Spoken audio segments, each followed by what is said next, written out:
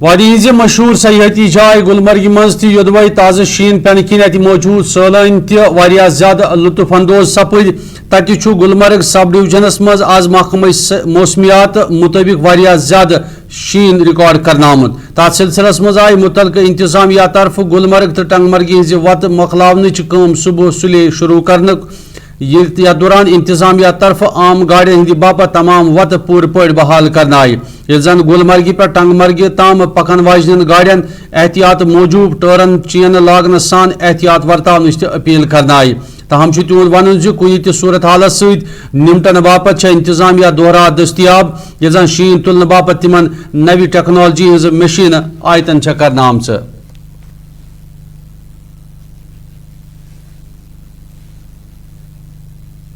15 नवंबर से ही होती है स्नो प्रिंस के लिए और हम फुली प्रिपेयर्ड है। आज हमारे यहाँ आप मान लीजिए टंगमर्ग में पहला स्नोफॉल हुआ है और जो हमारे हमने प्रियोरिटी 1 में अप्रॉक्सीमेटली 60 किलोमीटर्स थे और प्रियोरिटी 2 में 50 किलोमीटर्स हुए। ऑलमोस्ट हमने सारा कंप्लीट किया। अब वाइडनिंग चल रही है।